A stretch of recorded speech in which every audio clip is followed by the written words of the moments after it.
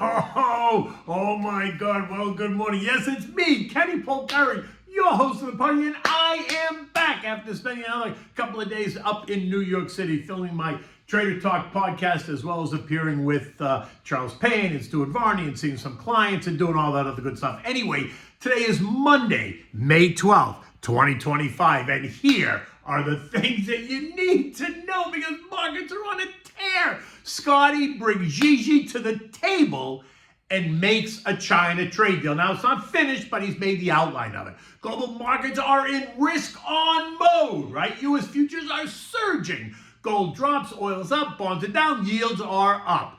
Big Pharma, though, they're not going to be so happy today because Trump wants to slash prices. And what do we have at dinner? Well, it's actually the dessert I made last night for Mother's Day. It's my baked Bosque pears. We'll get to that in a moment.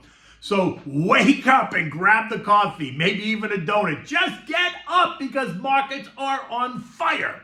Scotty worked all weekend, announced an outline of a deal with China, calling the talks very robust and productive as he announced a 90-day pause. I'd say a cooling off period, but either way, in this deal, he slashed the tariff rates on China, taking them down to 30%, down from 145%, while China dropped their 125% tariffs on U.S. goods down to 10%. And they agreed to work on stopping the flow of fentanyl. Thank you very much. But that's still an ongoing discussion and makes up 20% of the 30% of the total tariff that we have still imposing. They took away the rare earth embargo, etc., did some other things, and it is risk on as U.S. futures are up. Gold is down, bonds are down, yields are up. Asian markets ended the day higher, and European markets are advancing this morning. On Friday, I was in New York City, and I appeared on Fox Business with Stuart Varney on Friday morning, and we discussed this very issue as we headed into the weekend. During the interview, I said that I was expecting the meeting to just be a meeting about de-escalation, but that if we got a U.S. trade deal with China, then the markets would be on fire. And it's exactly what's happening today. You can find that video on my Twitter.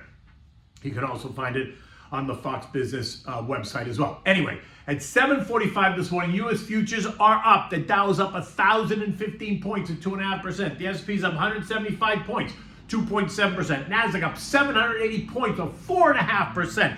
Russell's up 95 points or 4.7%. And all those investors that panicked and chose to hit the sell button a couple of weeks ago are now lining up at the door to get back in. In fact, they're pounding on the door. Expect them to trample over each other as the sun rises over the Atlantic. Now, look, I'm just curious. What do you think the sellers are going to do today? Do you think they're just going to stand in the way and get run over? Or do you think they're going to cancel their sell orders, leaving a vacuum in prices, causing the buyers to beg? Which again goes to my point. You got to stick to your plan. You don't make emotional decisions. You know what you own and why you own it. You buy it when you can, not when you have to. We discussed this ad nauseum.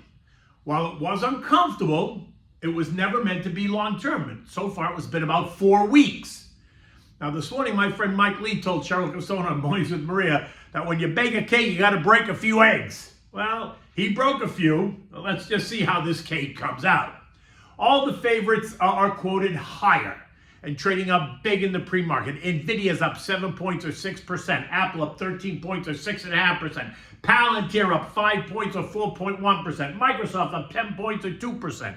JP Morgan up 6 points or 2%. Meta up 40 points or 6.7%. Google up 5 points or 3.2%. Amazon up 15 points or 7.8%. Honeywell up 3 points or 1.4%. The list goes on, right? And the list is going to be big today. But the ones that are not going to participate, Big Pharma.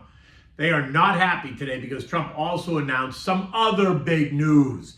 He's about to sign an executive order declaring a most favored nation status that slashes and burns drug prices, vowing to cut drug prices by 80%, mandating that Americans pay no more than the people in the countries with the lowest prices. Lilly down 23 points at 3%, AbbVie down $7 at 3.8%, Bristol Myers down 4.3%, Merck down 2.6%, Pfizer down 6.7%, Johnson & Johnson down 3.2%. Now, the most favored nation status is, in principle, is in international trade, primarily under the World Trade Organization, where a country grants another country the same trade advantages, such as lower tariffs, fewer trade barriers, or better market access, that it provides to its most favored trading partner. It ensures non-discriminatory trade treatment among the WTO members. So here are the key points. It's non-discrimination. If country A grants country B a most favored nation status, then country B gets the lowest tariffs on the best trade terms that country A offers to any country. For example, if the U.S. lowers tariffs to 2% for Japan, all most favored nation countries get the same 2% rate. The WTO framework, MFN, is a core WTO rule applying to all of the 164 WTO members, unless exceptions like free trade agreements like the USMCA or national security measures apply. The exceptions, countries can deviate from most favored nation status for specific reasons such as bilateral trade deals, developing country preferences, or sanctions, i.e. U.S. tariffs on China, a month ago, bypassing the rules due to national security or fentanyl-related concerns. Now, what's the impact? Most favored nation promotes fair trade by preventing countries from arbitrarily favoring one trading partner over another. But it can limit flexibility in negotiations. Okay, let's move on. As noted, gold is under pressure. It's down $125 at 3.7% at $3,217 an ounce, testing the lows of May, right? Trendline support is at 31.55, and I would not be surprised if we tested that today or the next day or two. Look, the deal takes some of the risk premium off the gold trade for now, right? But there is some that remains, because until the deal is a deal, there is still some level of risk. So while today's move is dramatic, it's not a surprise at all. Nobody should be surprised. We discussed this last week. If the news continues to be positive, you can expect gold to trade lower, right? But remember, this morning, even with gold down $125, it is still up 20.5% year to date. It's up 45% in 2 years, right? Since January of 24. Oil trading higher. It's up 3.2% or $2 a barrel at $62.96. The rally is what? A direct response to the U.S.-UK and U.S.-China trade deals. Why? Because positive trade deals suggest a global economy on the move. And when the global economy is on the move, energy demand surges. Now, the move today brings us just below the trend line at 64.10, a level that I think is going to provide a fair amount of resistance, which is unless we begin to see a bunch of other trade deals hit the tape. More deals will be more supportive of more energy demand. But remember what I have been saying all along. I do not think we've ever had a demand problem at all. The weakness in the price of oil lately is a supply issue. If the economy was expected to go into a slowdown, then it makes sense that prices are going to decline, not because there's no demand, but because the buyers don't have to be as aggressive, right? Supply is plentiful and the sellers need to make a sale, so they push prices lower. But now if the trade deals are getting done, then the buyers are going to become more aggressive. It's the same argument that causes stocks to go up and down. The 3.2% move up in oil mimics what? The 3+ % move up in stocks today. Bond yields, well, they're up 7 basis points. The 10 years yielding 4.45, up from 4.38. The 2 years up 11 basis points at 4.01. Up from 3.9% last week. And this, too, is a direct result of the trade talks.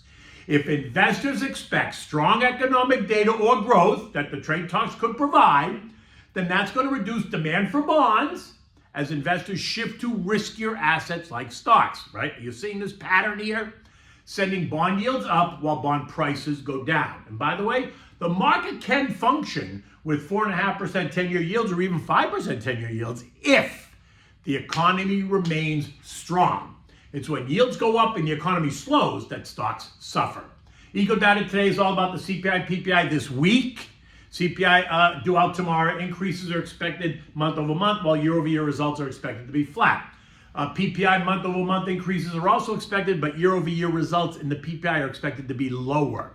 Thursday brings us housing starts expected to be up 3.1%, while building permits are down 1.2%. Friday brings us the Michigan sentiment surveys, and they are expected to improve just a tiny bit. But remember, they are sentiment surveys. They are soft data, not hard data. While the soft data remains weak, the hard data remains strong. So watch the hard data. European markets are all higher today. Italy's up 1.8%. The UK's up 0.5%. All the other countries are somewhere in between. The excitement there is all for the same reasons, right? Trade deals, and expected trade deals. The S&P closed at 56.59, down 4 points. The long-term trend line is at 57.48. It's up 89 points from Friday's close. Intermediate-term trend line is at 57.76, which is up 117 points from Friday's close. U.S. futures are suggesting the S&P is going to open 180 points higher, blasting right through both resistance trend lines, taking us up 2 century marks to 58.39-ish. The moves beyond that are going to depend on the upcoming headlines. And Scotty has already said that he expects to meet with Chinese counterparts in the next few weeks to work on an even bigger agreement. If that's true, then buckle up and get ready to take off. And if the trade deal saga's quiet down, then the market's going to focus on the reconciliation tax bill that is in front of Congress. So while yesterday's news is good, and it's going to help build the foundation that we need to repair the damage, let's not completely overreact just yet and make like there's no issues in front of us, because there are plenty of issues in front of us. Remember, politics creates chaos, which creates opportunities in the long term. But it's the economy that ultimately prices stocks in the long term. We have now broken out of the trading range that we were stuck in, right? That 55.61, 57.50 range, and look for that new trading range. Well, we'll see what that is after the markets close today. My guess is we're going to be in this 57, 56,000 trading range for now. That bias will be to the upside, but we know how that can change on a dime. So sit tight. Today's a day to let your portfolio work for you. Do not feel like you have to do anything today. Futures are suggesting an up day, so go for a swim. Let your portfolio work. Expect the excitement to continue. You need to stick to your plan. You need to remain resilient, and you need to call me if you have any questions, because I'm always happy to talk to you about it. Okay, so what's for dessert tonight? Well, I made these baked Bosque pears with vanilla ice cream yesterday for dessert for Mother's Day. Oh my God. Now, if you follow me on X, I posted the picture yesterday. I posted it again this morning just in case you missed it. So yesterday for dinner, we made this a grilled veal chop with broccolini, mushrooms, and mash, which was delicious. But I finished the meal with this wonderful dessert. And so here it is. So here's what you need. Now, I use 4 Bosque pears, brown sugar, cinnamon, butter, fresh lemon juice, and of course, you need the Haagen-Dazs vanilla ice cream. So you got to start by preheating your oven to 400 degrees, right? Get it all nice and warm so it's ready. Now, slice the pears in half. And then you take the seeds out using a small teaspoon. Just take the seeds out. You make like a little pocket there at the bottom of the pear, right? Then you want to line the pears up in the baking dish. The cut side is up, so the little pockets are all facing up. Now squeeze a little bit of the fresh lemon juice over the pears just to prevent them from just turning brown from the air until you're getting ready to bake them. Now in a bowl, you're going to mix 2 cups of brown sugar, a teaspoon of cinnamon, mix it all up, then sprinkle it all over the pears, making sure you cover the pears and put any extra in the baking dish all around the pears. Now take a dollop of butter and place it on each pear, kind of in that pocket. I took a slice of butter, put it on each pocket, and cover it tightly with foil and place it in the oven. You're going to bake it for 30 minutes at 400 degrees, and you're going to take it out, remove the tin foil, bake it for another 30 minutes. You can test it with a fork to make sure that they're nice and soft. Now, when you're ready, take it right out of the oven and serve these immediately, placing a heaping tablespoon of the ice cream right on top. Use a spoon to drizzle the caramelized brown sugar over the top. Oh my God, it's delicious. Now look, here's the other thing. You want to use pears that are not completely ripe and soft. You want them a little bit hard so that they cook right. If you use ones that are really ripe and soft, they're just going to melt in the oven because they'll be too soft. So they need to be not hard, but they need to kind of be, that in between, right? So they're not completely ripened yet and soft, but they're not hard, right? You know what I mean. I mean, you've eaten pears so long. I know you know what I mean. In any event, it is Monday morning. It is exciting. The markets are going to surge today. Until tomorrow, take good care.